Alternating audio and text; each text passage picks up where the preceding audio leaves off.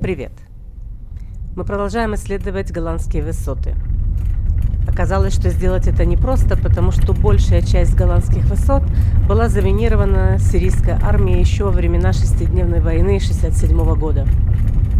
Более подробно об этом я рассказывала в предыдущем видео, и ссылочку оставлю вот где-то здесь наверху. Вот как-то так.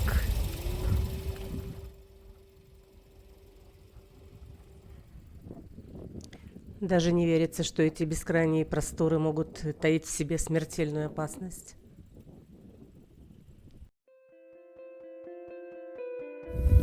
Безумно красиво.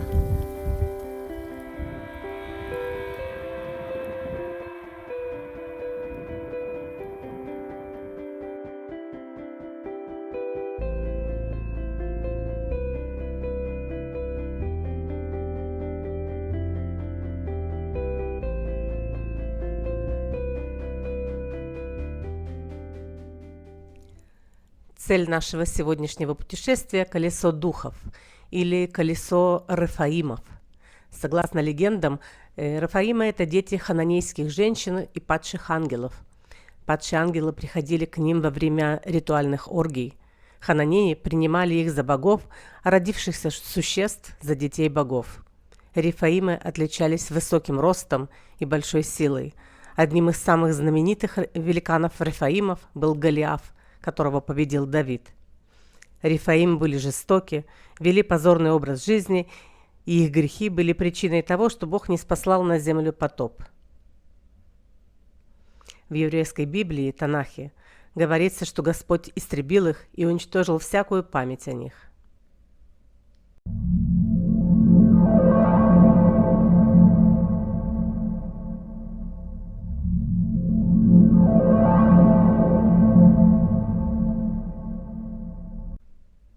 Ну вот так мы прибыли к цели нашего путешествия, загадочному колесу духов.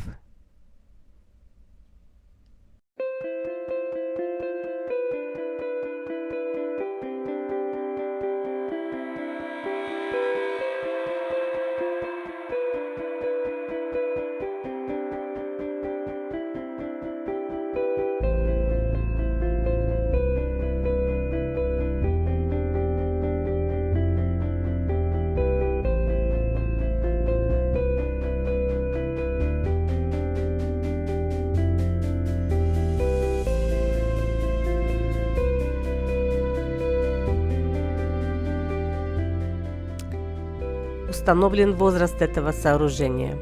Это 3-4 тысячи лет до нашей эры. Курган в центре возведен позже на пару тысячелетий. Место мистическое, непонятное, дает место для множества предположений и фантазий. Фантазируйте.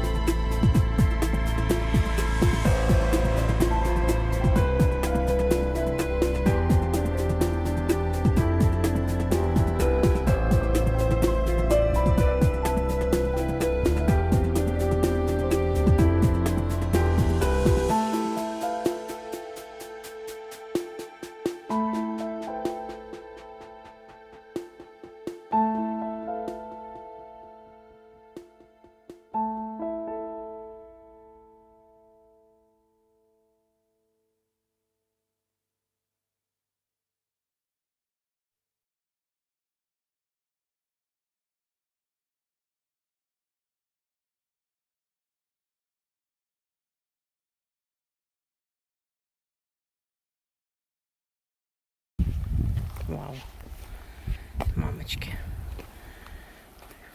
Мы и пойдем туда? Да, раз уже пришли, пойдем.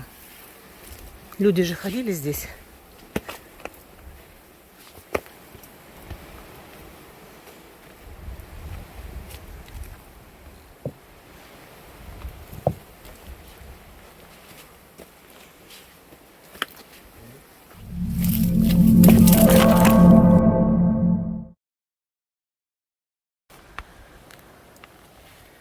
Падение прошло успешно.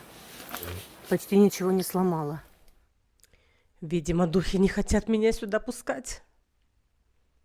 Куда меня несет, божечка?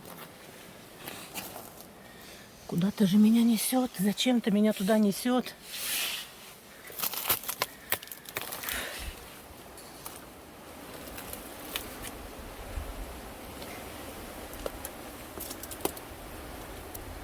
Так, мне нужны здесь 2 руки. Я полезла вон туда наверх. Встретимся наверху.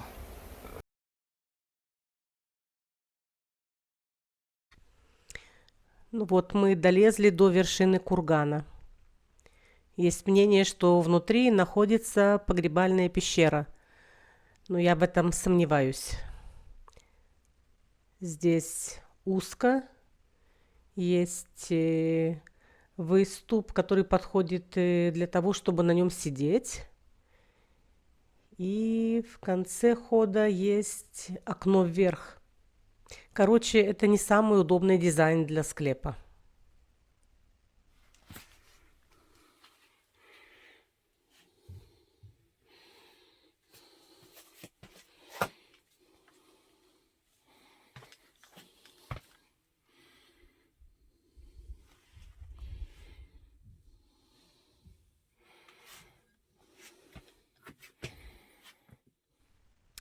В общем, если в вашей жизни не хватает мистики, то вам сюда.